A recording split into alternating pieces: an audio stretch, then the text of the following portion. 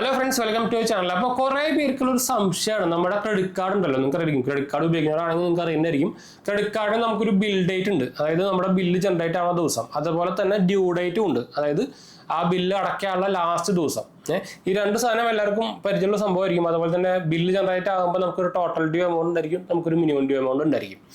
അപ്പോൾ നിങ്ങൾക്ക് കുറേ പേർക്ക് ചിലർ അടയ്ക്കാൻ പറ്റാത്തത് നമ്മൾ കണക്കാക്കണില്ലേ. നമ്മൾ നോർമലി ഇപ്പോൾ ഡ്യൂ ഡേറ്റിന് മുമ്പ് ബില്ല് അടച്ചില്ലെങ്കിൽ നിങ്ങൾക്ക് അറിയാം എന്താ ഉണ്ടാവുക, നിങ്ങൾക്ക് അറിയുന്നതായിരിക്കും. അതായത് സിബിലിലേക്ക് റിപ്പോർട്ട് ആവും, സിബിലിൽ ഡാമേജ് ആവും, പിന്നെ സിബിലാകെ തരിപ്പണാവും, സിബിൽ സ്കോർ കുറയും, അല്ലെങ്കിൽ ക്രെഡിറ്റ് സ്കോർ കുറയും. പിന്നെ നമുക്ക് ഫൈനും അടിച്ചു തരും, ഇൻട്രസ്റ്റും കാര്യങ്ങളൊക്കെ വരും. അങ്ങനെയാണ് നോർമലി നമ്മളിപ്പോൾ ഒരു ഡ്യൂ ഡേറ്റ് മിസ്സായി കഴിഞ്ഞാൽ നമുക്ക് ക്രെഡിറ്റ് കാർഡ് ആയിക്കോട്ടെ, ലോൺ ആയിക്കോട്ടെ, എല്ലാം ഉണ്ടാകുമെന്ന് പോകുന്നത്. അപ്പോൾ നോർമലി നമ്മുടെ ക്രെഡിറ്റ് കാർഡിൻ്റെ ഡ്യൂ ഡേറ്റ് മിസ്സായി കഴിഞ്ഞാൽ എത്ര സമയം കഴിഞ്ഞാലാണ് നമുക്ക് ഇത് റിപ്പോർട്ട് ആവാന്ന് കുറേ പേർക്ക് നല്ല സംശയമുണ്ട്. ഇത് ആക്ച്വലി ഡിപ്പെൻസ് ആണ്. നിങ്ങളുടെ ഡ്യൂ ഡേറ്റ് 1-ാം തീയതി വിചാരിക്കാം. നമ്മൾ ചിലപ്പോൾ ബില്ല് അടയ്ക്കാൻ 1-ാം തീയതി വിട്ടു, അടുത്ത ദിവസം അടയ്ക്കാം, വേണമെങ്കിൽ 2 ദിവസം ഇപ്പോൾ ഒരു ദിവസം കഴിഞ്ഞിട്ട് അടയ്ക്കാം, വേണമെങ്കിൽ 3 ദിവസം കഴിഞ്ഞിട്ട് അടയ്ക്കാം. നോർമലി ഇപ്പോൾ ബാങ്ക് ഡിപ്പെൻസ് ഓൺ ബാങ്കുകളാണ്. നോർമലി ഒരു 30 days ഡ്യൂ കഴിഞ്ഞാൽ മാത്രമാണ്, അതായത് ഡ്യൂ ഡേറ്റ് കഴിഞ്ഞ ഒരു 30 ദിവസം കഴിഞ്ഞാൽ മാത്രമാണ് നോർമലി ബാങ്കുകളോ സംഭവങ്ങളൊക്കെ അത് റിപ്പോർട്ട് ചെയ്യുക, സിബിലിലേക്ക്, ക്രെഡിറ്റ് സ്കോറിലേക്ക് റിപ്പോർട്ട് ചെയ്യുക, അല്ലെങ്കിൽ ക്രെഡിറ്റ് ബ്യൂറോസിലേക്ക് റിപ്പോർട്ട് ചെയ്യുക. ചില ബാങ്കുകൾ 60 ദിവസം കഴിഞ്ഞാൽ മാത്രമേ റിപ്പോർട്ട് ആവുള്ളൂ. ഡിപ്പെൻസ് ആണ്, അത് ബാങ്ക് അനുസരിച്ച് മാറും. എന്തായാലും മിനിമം 30 ദിവസം കഴിഞ്ഞിട്ടാണ് അത് റിപ്പോർട്ട് ആവുള്ളൂ.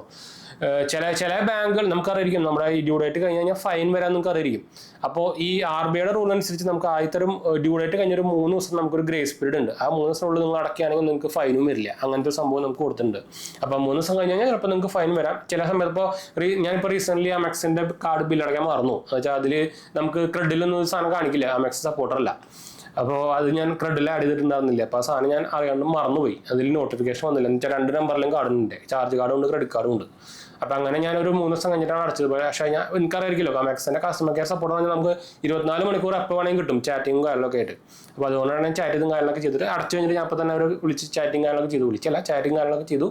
അപ്പോൾ അവർ പറഞ്ഞു ഫൈൻ ആഡ് ആവുകയാണെങ്കിൽ തന്നെ അവരെ ബിൽ ജനറേറ്റ് ആകുമ്പോൾ ഒന്ന് കോൺടാക്ട് ചെയ്താൽ മതി, അവരത് എന്താ പറയുക, ഫൈൻ മാറ്റി തരാമെന്ന് പറഞ്ഞിട്ടുണ്ട്. നോർമലി ഫൈൻ വരാറില്ല, 3 ദിവസം 4 ദിവസം കഴിഞ്ഞാലൊന്നും ഫൈൻ വരാറില്ല കേട്ടോ. സിബിൽ ക്രെഡിറ്റ് സ്കോറിലേക്ക് എന്തായാലും റിപ്പോർട്ട് ആവില്ല. മിനിമം ഒരു 30 days ഒക്കെ കഴിഞ്ഞിട്ട് ബിൽ അടയ്ക്കാണ്ടെന്നാൽ മാത്രമേ നമ്മൾ ഇതുപോലെ റിപ്പോർട്ട് ആവാൻ സാധ്യതയുള്ളൂ കേട്ടോ. അപ്പോൾ ഇതാണ് നമ്മുടെ ഒരു എന്ന് വെച്ചാൽ ഇത് സ്ഥിരമായിട്ട് ചോദിക്കുന്ന ഒരു സംശയമാണ്. എന്താ വെച്ചാൽ ഞാൻ ഡ്യൂ ഡേറ്റ് മിസ്സായി 1 ദിവസം കഴിഞ്ഞിട്ട് ബിൽ അടച്ചത്, റിപ്പോർട്ട് ക്രെഡിറ്റ് സ്കോറിലേക്ക്, ക്രെഡിറ്റ് ബ്യൂറോയിലേക്ക് റിപ്പോർട്ട്, എൻ്റെ ക്രെഡിറ്റ് സ്കോർ കുറയുമെന്നൊക്കെ പറഞ്ഞ് കുറേ പേർക്ക് സംശയമുണ്ട്. അപ്പോൾ അതുകൊണ്ടാണ് നമ്മൾ ഇങ്ങനെ ഒരു വീഡിയോ ഇടാൻ കാരണം കേട്ടോ. അപ്പോൾ എന്തായാലും നമുക്ക് അതിനൊക്കെ നമ്മുടെ 2 ചാനൽസും കാണാൻ പോയി കണ്ടു നോക്കുക, സബ്സ്ക്രൈബ് ചെയ്യുക, സപ്പോർട്ട് ചെയ്യാൻ മനസ്സിലാക്കാൻ വേണ്ടി ഒന്ന് ഷെയർ ചെയ്യുക. എന്തായാലും സംശയങ്ങളൊക്കെ എന്നെ കമന്റ് ചെയ്താൽ മതി, നമ്മളെല്ലാ കമന്റ് പോകുന്നതാണ്. നമ്മുടെ ചാനൽ ആദ്യമായിട്ട് കാണാനാണ് എൻ്റെ പേര് അജയ്, ഞാനൊരു ഫൈനാൻഷ്യൽ അനലിസ്റ്റ് ആണ്. നമ്മുടെ ടെക്നിക്കൽ ഫിനാൻസിലും എക്സ്പീരിയൻസിലാണ്, ക്വാളിഫൈഡ് ആണ് കേട്ടോ. അടുത്ത് കാണാം.